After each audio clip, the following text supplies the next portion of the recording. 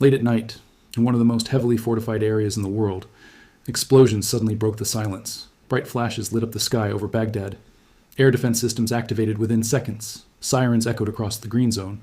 And for a brief moment, the heart of Iraq's capital became a battlefield. This wasn't a random attack. This wasn't an isolated incident. This was a coordinated drone assault, targeting one of the most sensitive locations in the region, the area surrounding the U.S. Embassy. And as smoke began to rise over Baghdad, a much larger question emerged. Is the war now spreading across the Middle East?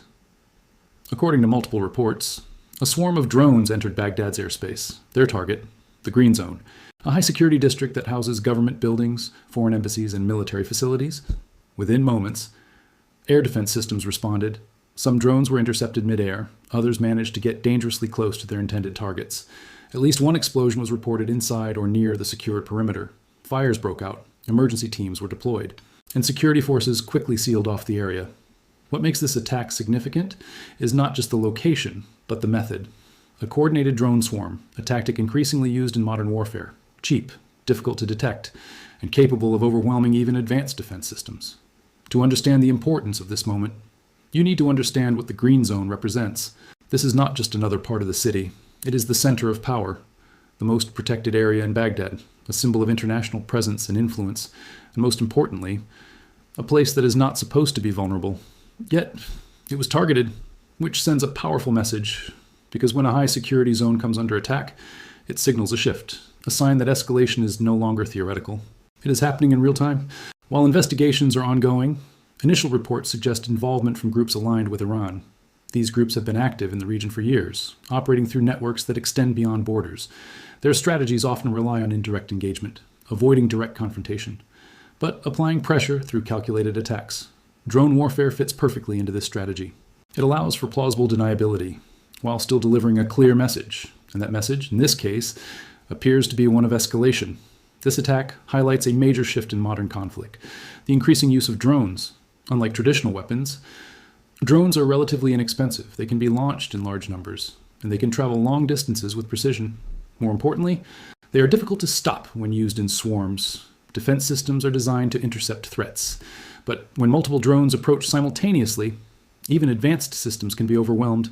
This is what makes drone swarms particularly dangerous. They change the balance of power, allowing smaller groups to challenge stronger opponents. This is not the first such attack, and that is what makes it more concerning. Over the past months, there have been multiple incidents across the region. Strikes, retaliations, escalations, each event building upon the last. And now, Baghdad has become part of that pattern, which suggests something important. This is not random, it is part of a broader sequence, a chain reaction. Traditionally, wars were confined to specific areas, defined battlefields, clear front lines, but modern conflicts are different. They are fluid, unpredictable, and often cross multiple countries.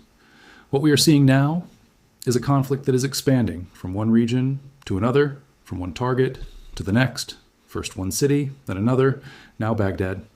And the question is no longer if it will spread further, but where it will go next. Every attack carries a risk, but some carry a much greater one. This is one of them. Because when a location like the U.S. Embassy is targeted, the stakes increase dramatically. The possibility of retaliation rises, and with it, the risk of a larger confrontation. This is how escalation works, step by step. Action, reaction, counter-reaction, until the situation moves beyond control. What happens in Baghdad does not stay in Baghdad. This is a region with global significance. Political alliances are involved. International interests are at stake. And any escalation here can have far-reaching consequences. Markets react, governments respond, and global stability can be affected. This is why incidents like this are closely monitored worldwide. For the people of Baghdad, this is not just geopolitics. It is reality. Explosions in the night, uncertainty in the morning, security checkpoints tightening across the city, and a growing sense of instability, even in areas considered safe. The psychological impact is significant, because when even the most secure zones are attacked, nowhere feels completely protected. Behind every attack, there is intent. This was not just about causing damage. It was about sending a message, a demonstration of capability, a signal of reach, and perhaps a warning that the conflict is entering a new phase, one where boundaries are no longer respected. One of the biggest dangers in any conflict is the opening of multiple fronts. When fighting spreads across different regions, it becomes harder to contain. Resources are stretched, decisions become more complex, and the risk of miscalculation increases. What we are seeing now could be the early stages of such a scenario. Right now, the situation remains uncertain. Security forces are on high alert, investigations are ongoing, and responses are being considered. But one thing is clear. This event has changed the situation. It has raised the stakes, and it has introduced new risks. The next steps will be critical, because they will determine whether this remains contained or becomes something much larger. As the fires were brought under control and the smoke slowly cleared, Baghdad returned to a fragile calm. But beneath that calm, tension remains, because this was not just an attack. It was a signal, a sign that the conflict is evolving, spreading, reaching new places, and involving new players. And in a region already defined by complexity, that changes everything.